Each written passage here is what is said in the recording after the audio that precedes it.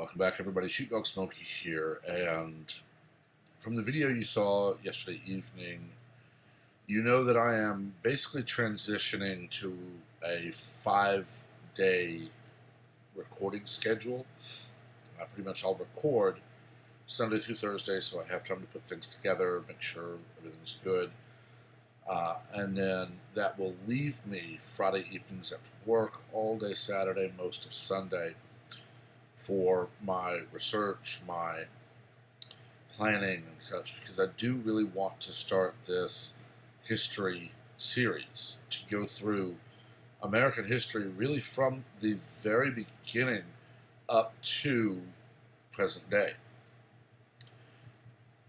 This video is really basically a syllabus, because a lot of times when you want a timeline of American history, there are so many options that you end up more confused by them than aided by them.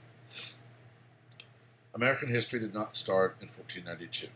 1492 was Christopher Columbus on an expedition financed by Ferdinand and Isabella of Spain, looking for a new passage to the Far East. They did not know that there was an entire new continent to their west.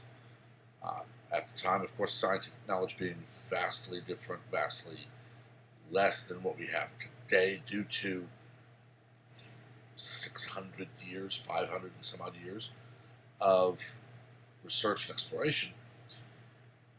Naturally, they didn't know how large the planet was, how many continents there were, and so on. So it was thought that by sailing west, you would go around the backside of the Earth, basically, and arrive in the Far East.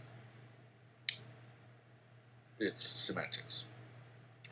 Columbus didn't actually land in North America as far as the U.S. is concerned. He did land in the Caribbean, which is basically North America, but he landed, and that began the era of Guns, Germs, and Steel. That is an amazing book and movie series. We went through it during my time at university. It really explains how a few ships full of European conquerors could overpower basically nations full of people used to fight it. You do have the focus on technology and on differences in styles of fighting. The conquistadors were very much used to fighting from horseback, whereas the Maya, Aztec, and Inca, typically they used horses as beasts of burden. Fighting was very much hand-to-hand or blunt or bladed weapon or ranged weapon. So fighting from horseback was an awe thing, seeing these people riding what they thought were untamable beasts and so on. The armor, of course, glinted in the sun. Better quality steel, better quality weapons all around, and so on. But you also have the germs aspect. You see, in Middle America at the time, South America at the time, and even North America with the indigenous people there, any livestock you raised was kept further from the home than in Europe, where land was very scarce comparatively. If you look at the 1500s roughly, you would find in Europe, the livestock were very, very close to the house. So any kind of disease that was brought on by being around livestock had been around. I mean, bubonic plague being what it was, but they're so used to a different type of basically immunity that they passed on pathogens that those that they were attacking and trying to conquer had never encountered. So without even swinging a sword, they basically attacked. From there, the exploration age set off. You had Spain, you had France, you had the UK, Britain at the time, and so many others looking to find new trade routes and so on. We know that the Vikings reached the North Americas before anyone, but they were raiders. They would raid, go home, raid, and go home. And it wasn't really until 1629 that colonization became a thought. Because you had the Quakers and the Puritans and others in England, in Britain, that were being basically oppressed as far as their faith. Henry VIII very famously split with the Catholic Church, forming the Anglican Church, which is basically Catholicism light, with himself as the head of the church, so that he could divorce his wife. But once it became the Anglican Church, it became the official Church of England. Other faiths were basically punished or repressed.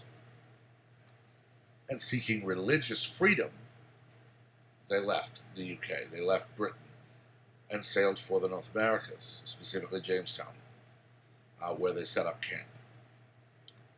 And this is where the knowledge begins to change as far as what is taught in public schools today versus what's true. You see, there wasn't theft of land. There wasn't antagonism between the indigenous people in the Jamestown area and the Quakers and the Puritans. The Indians actually aided, the indigenous folk there actually aided the Jamestown colony through an incredibly harsh winter, which ultimately would cause the creation of Thanksgiving as a national holiday, a day to give thanks. As the colonies expanded, it was not England 2.0. If you asked the Quakers about the Puritans or the Puritans about the Quakers, they were very distrustful of each other. It was very much just, we're going to be over here doing our thing, you stay over there, and we won't bother each other. And it wasn't for roughly 150 years that the colonists got tired of being ignored.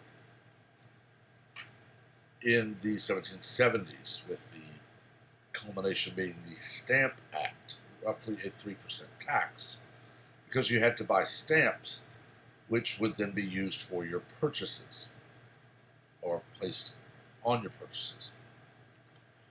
And it wasn't until that point that people decided enough was enough.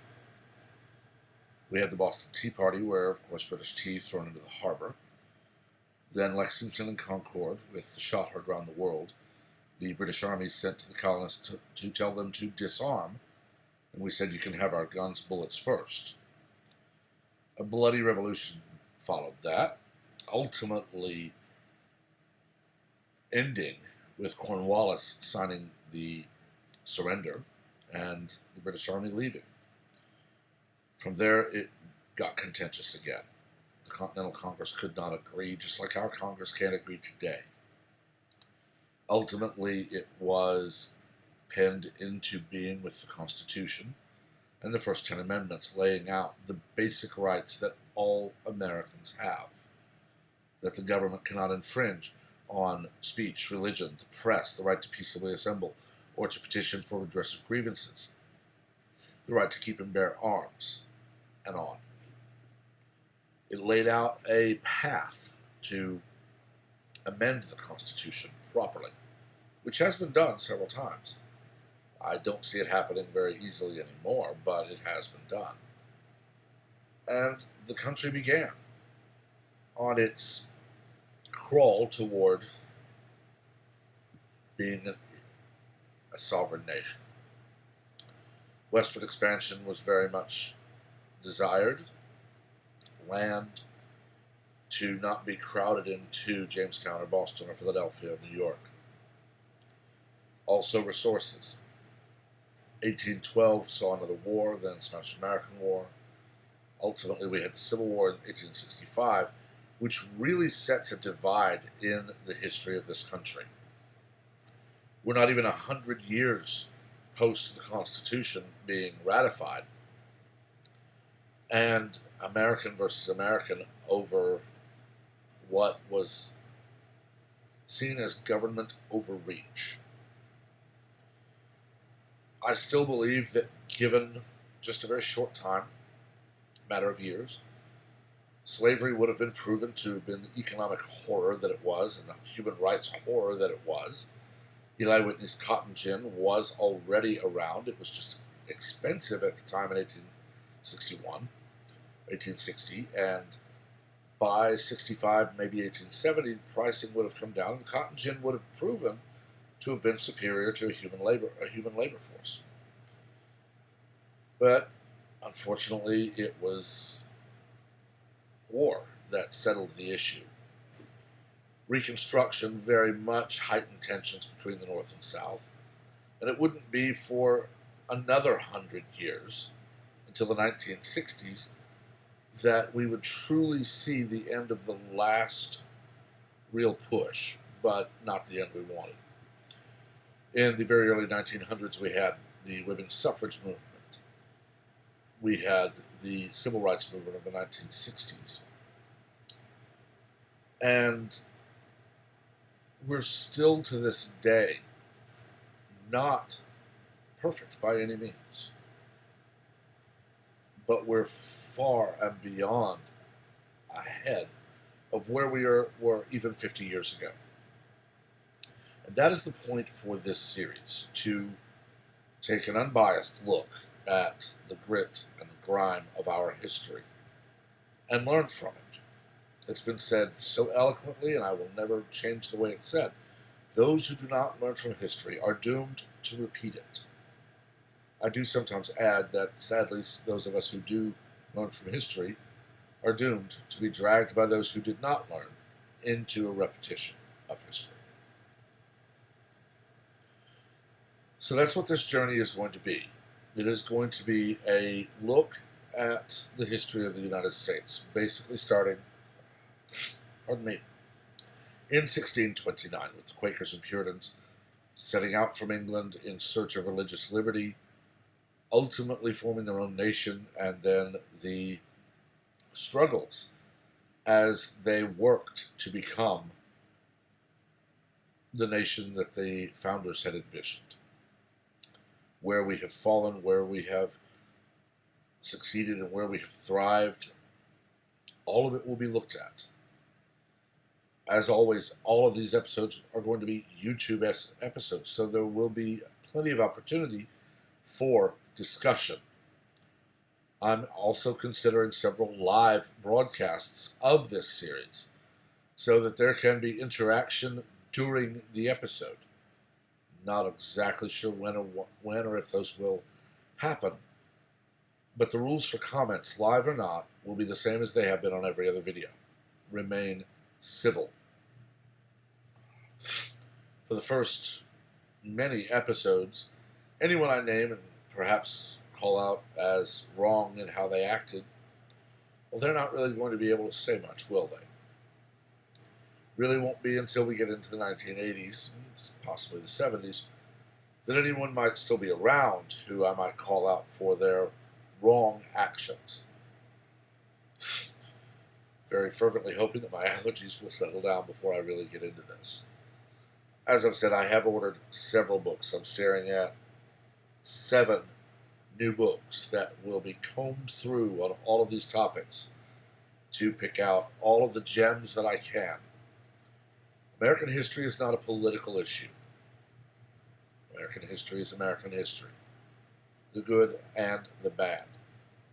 As with any person's life, there are triumphs and there are pitfalls. We learn from the pitfalls to hopefully create more triumphs. And that is why I am so passionate about history, because the more I can expose people to it, the more I can show the grit and the grime and the dirt, the more we can learn from why that period of history happened to avoid a repetition of it. So please remember to be civil in the comments. We're here to discuss, dissent, and debate.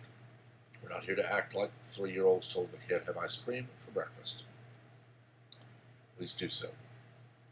As always, thank you for subscribing and sharing the video to grow the channel, expand the conversation, and get us to that giveaway point even faster. It is at 500 subscribers for a choice of one book, Fahrenheit 451, 1984, or Brave New World. At 1,000 subscribers, the winner will get to choose two of those.